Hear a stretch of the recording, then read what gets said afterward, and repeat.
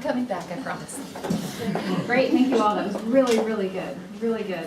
I typically like to reserve the first question, but in essence of time, because we are close to being done, I want to just go ahead and open it up to the audience. That was really great information that we had, some thought-provoking ideas. So would you sort of like to start? Love to, my head is spinning. I could ask 50 questions. What I see and what I've heard is that autonomous vehicles are going to decentralize our cities and so forth. They're going to give us options that we've never had before. And so, from a land use point of view, we've been dealing with smart growth, what we've called smart growth. And the whole idea is everything's got to be close to nodes and transit centers and so forth and so on. It seems like that's a very old idea with the new coming technology, because we have opportunities to live wherever we want to and the transit comes to us. The second part of that is that the ownership part that was suggested in the automobiles and so forth gives us tons and tons of new opportunities with where we live and how we live. We don't have to have that two-car garage for everybody. We just solved the affordable housing problem, because everybody can run out their garage. But I'm interested in, the one question that first came to me was about the connectivity and how important that was between all of these different vehicles and modes of transportation. And I'm thinking that that's something that is key to making all this happen in the future, because we don't have that kind of connectivity today. I mean, most of us can't get good Wi-Fi in our backyards, but that kind of connectivity is essential, and I'm just wondering, I'm assuming that some of that's going to have to come along. So if anybody could address that. Let's open to anyone who wants to answer that.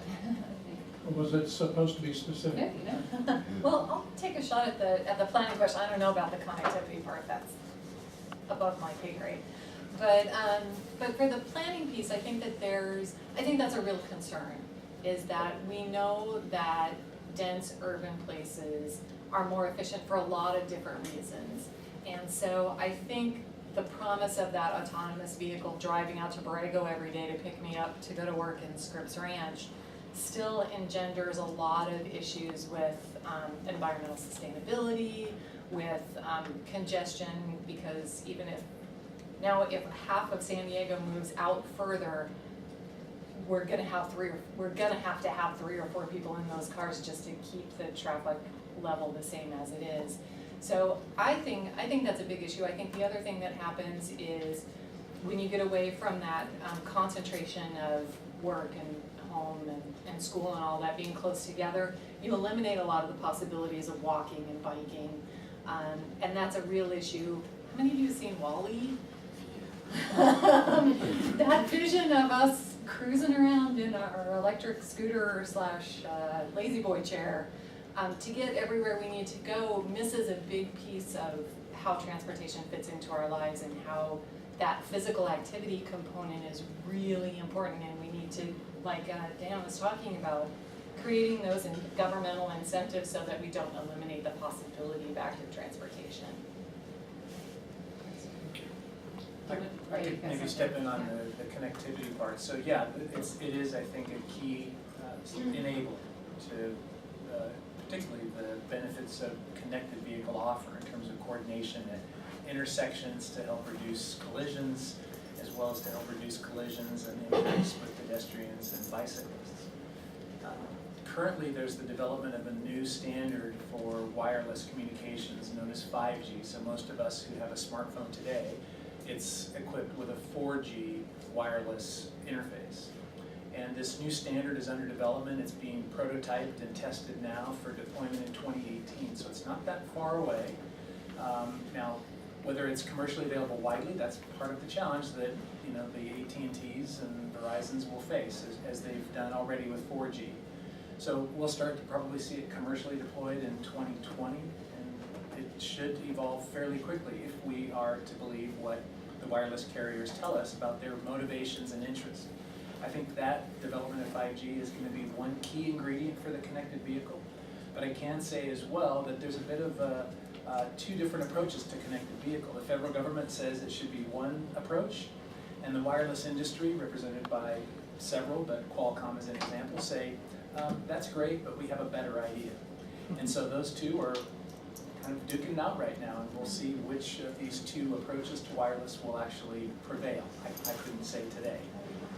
Probably put my money on 5G, because there's a lot of money behind 5G. If you have all these autonomous vehicles, what's to keep someone from buying an autonomous vehicle and then, because they don't want to pay for parking downtown, just having it circulate again and again and again while they're doing their errands? And then how do we handle the congestion that's occurring? Everyone talks about the autonomous vehicles reducing congestion, and when you have a free product, people use it to excess. So our freeways, for example. How does the autonomous vehicle revolution reduce traffic versus increasing it? I think there's sort of two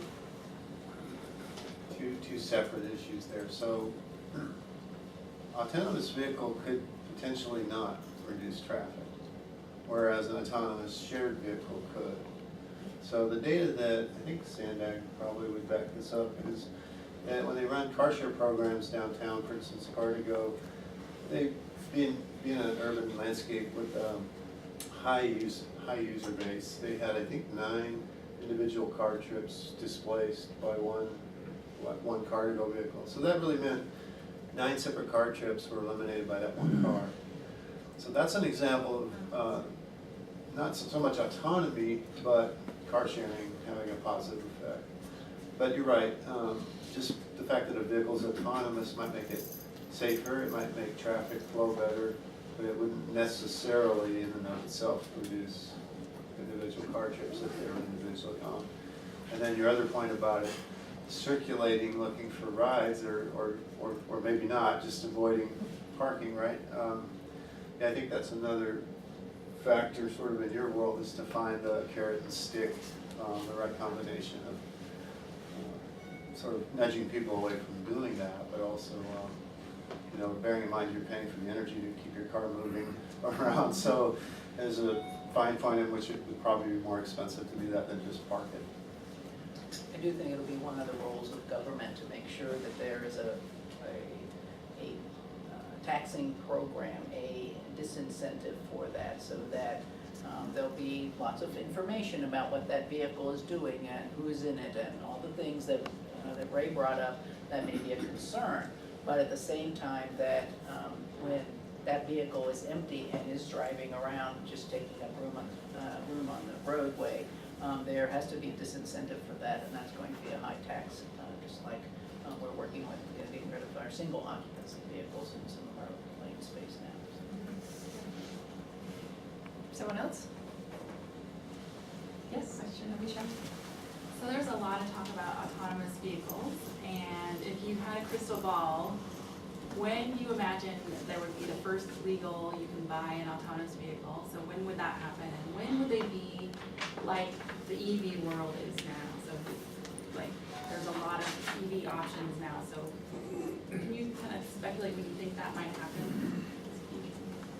I can tell you what the OEMs are predicting to themselves. So for various ones, for instance, Tesla's predicting 2019, Nissan's predicting 2020, GM and Ford are more in the 2022 to 25 range.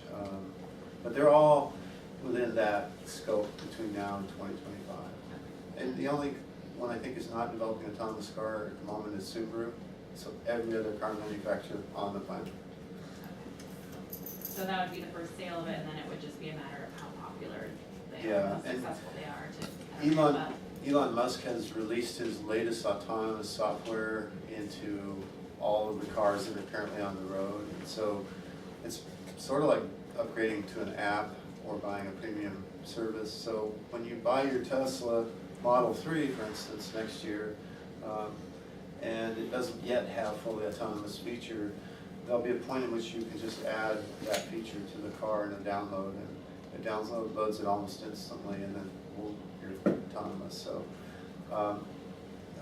and just because I may create another question, so recently part of Elon Musk's vision was that, hey, you can afford one of my cars because when you're not using it, someone else will drive it, and you can car share with it. But I thought, no, I don't think I would really want my $85,000 car to be used by somebody I don't know. But, you know, the fact of the matter is he's already recognizing that car share in and of itself could reduce the number of vehicles he sells if people in fact did share them. So there's that 9-to-1 thing going on again. So, and that's why all the car manufacturers are so challenged. I mean, what happens if everybody shares cars and only need to sell one car to every 9 people all of a sudden? What happens to profitability? And then a follow-up question, so are all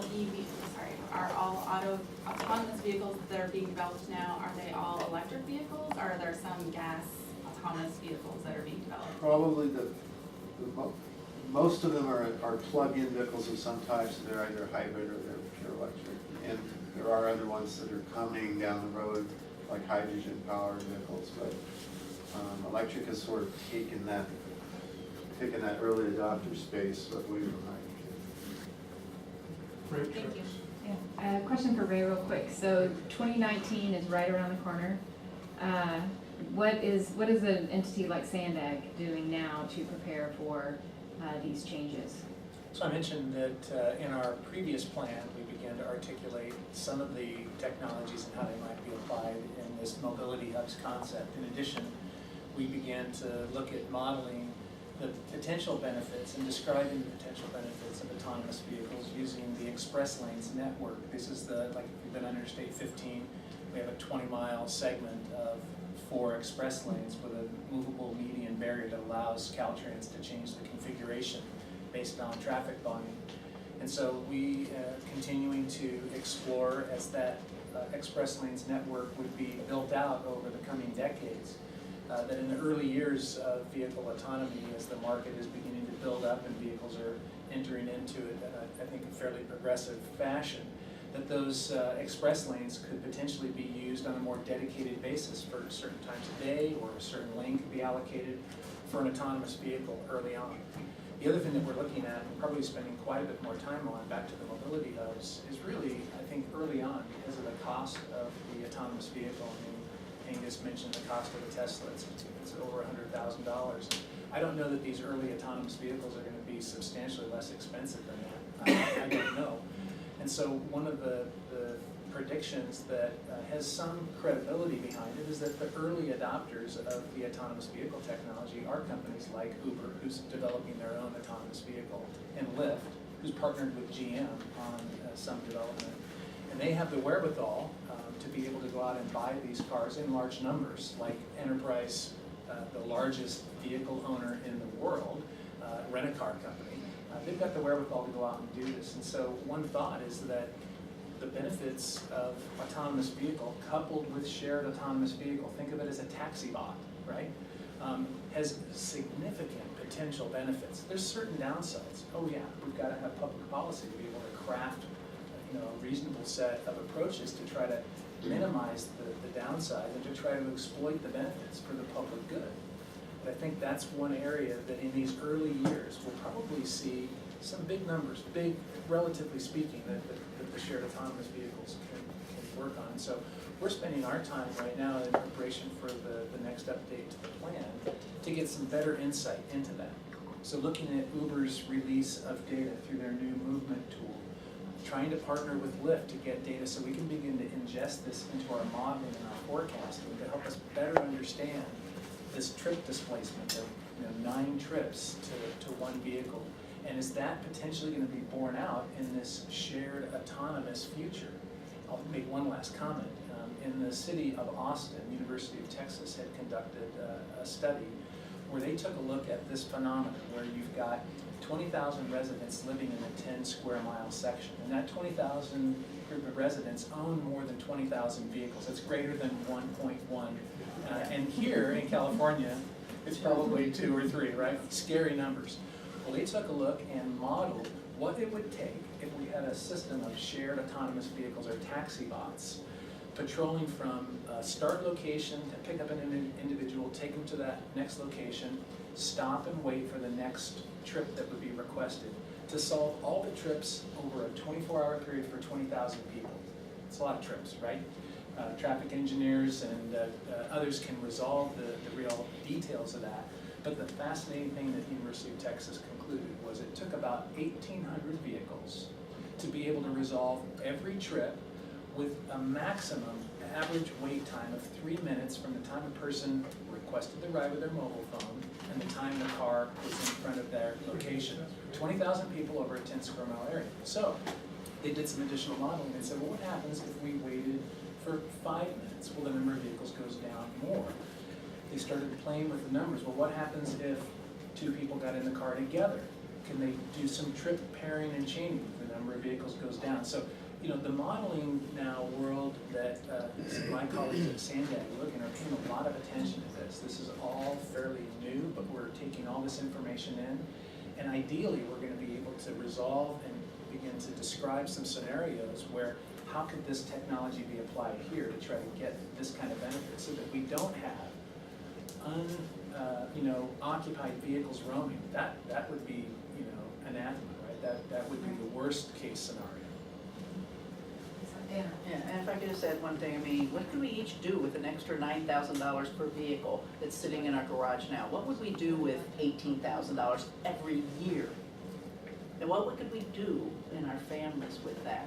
You know, and last year for the first time, the average American new car is out of the price range of the average American salary.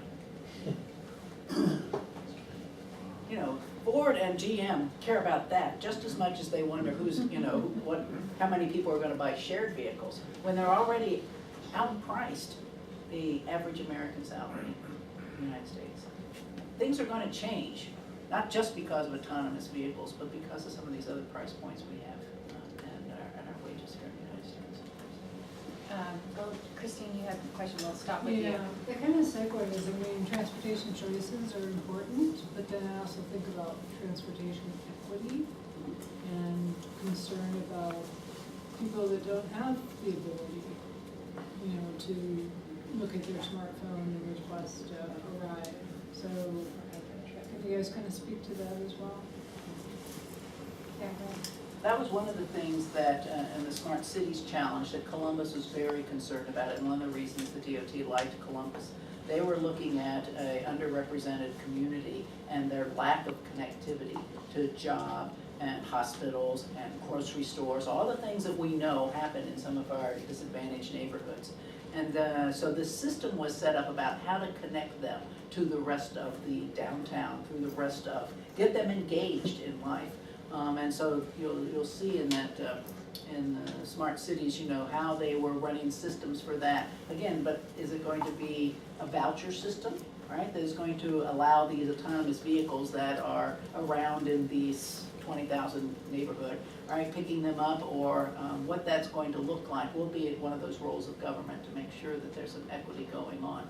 And the ability to use the system, I do think that Wi-Fi should be, there are going to be some mandates, I think, across the United States to require Wi-Fi, just like the rural electricity had to happen and the telephone, all those things had to be forced at the end into the not profitable areas so that we kept all of our citizens connected to the United States at that time, and I think that'll be something that we will see as another role of government. Great.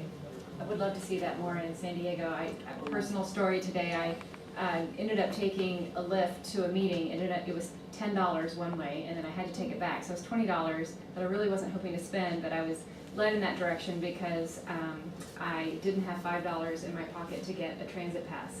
And I wasn't near a place where I could use my credit card, and so I don't carry cash. So just a little promotion there for MTS to come out soon with their smartphone app or some sort of debit card that will make using transit easier. So with that, I know there's some other questions, but we were scheduled to stop at 7:30 unless you. Oh, is it? Oh, I'm sorry. Oh, then please go ahead.